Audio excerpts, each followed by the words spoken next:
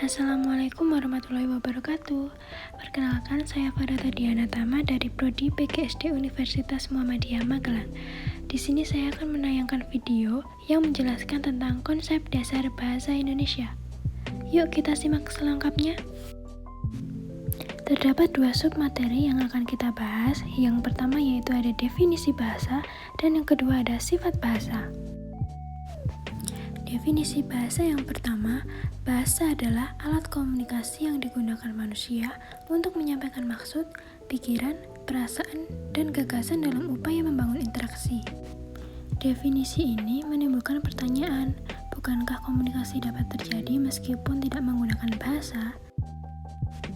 Terkait hal tersebut, Keraf 2002 membatasi definisi bahasa sebagai alat komunikasi antara masyarakat berupa bunyi yang dihasilkan oleh alat ucapan manusia, dan bunyi itu haruslah berupa simbol atau perlambangan.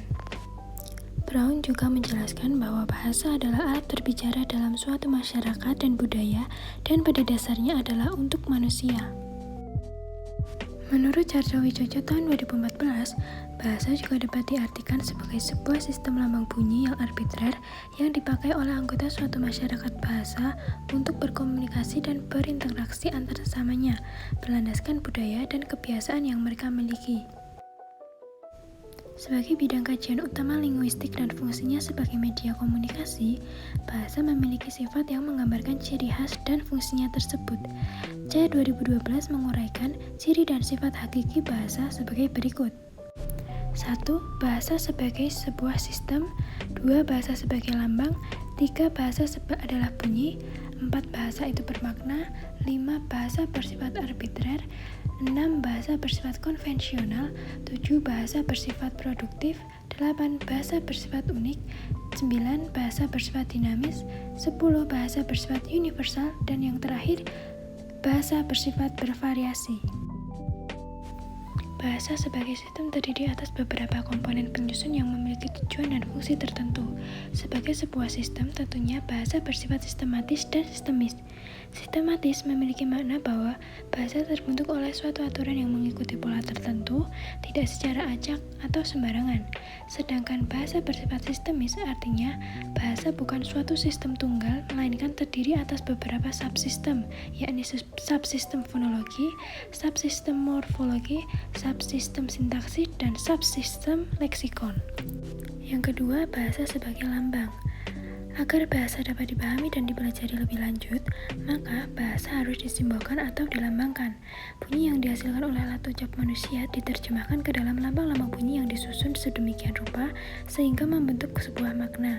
Melalui lambang-lambang tersebutlah manusia dapat membangun komunikasi.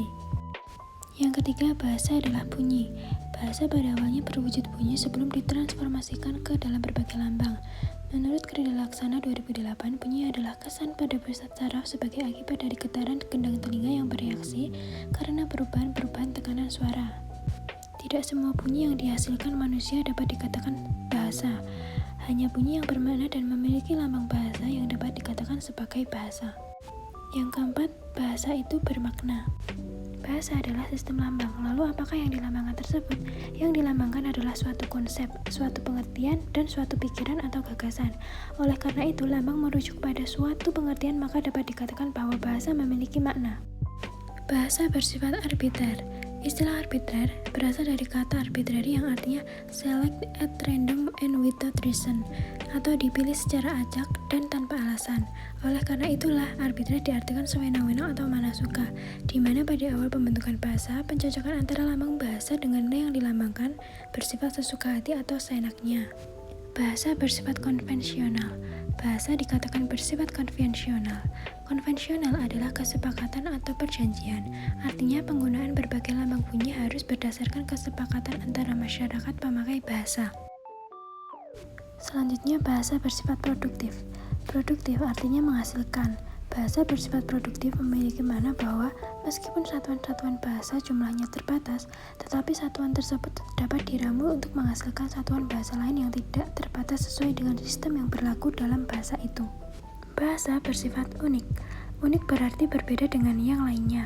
Bahasa bersifat unik karena memiliki ciri khas spesifik yang tidak dimiliki oleh bahasa yang lainnya.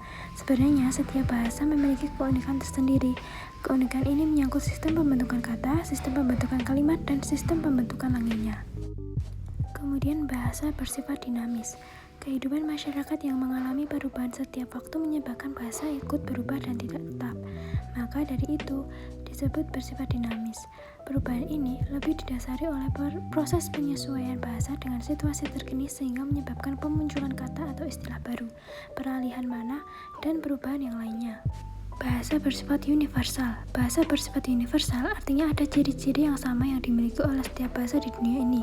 Ciri bahasa yang sama tersebut dapat diketahui dari bunyi bahasa yang terdiri atas vokal dan konsonan. Dan yang terakhir adalah bahasa bersifat bervariasi. Masyarakat sebagai pengguna bahasa berasal dari berbagai latar belakang budaya dan status sosial yang berbeda. Perbedaan inilah yang menyebabkan penggunaan bahasa menjadi bervariasi. Menurut Cha dan Leonie Agustina tahun 2004, terdapat 3 istilah terkait variasi bahasa, yaitu yang pertama idiolek. Idiolek berarti variasi bahasa yang sifatnya perorangan. Yang kedua dialek. Dialek berarti variasi bahasa yang digunakan sekelompok masyarakat pada suatu tempat. Yang terakhir, ragam. Ragam adalah variasi bahasa yang digunakan dalam situasi tertentu.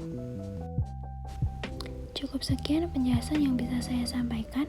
Kurang lebihnya saya mohon maaf. Wassalamualaikum warahmatullahi wabarakatuh.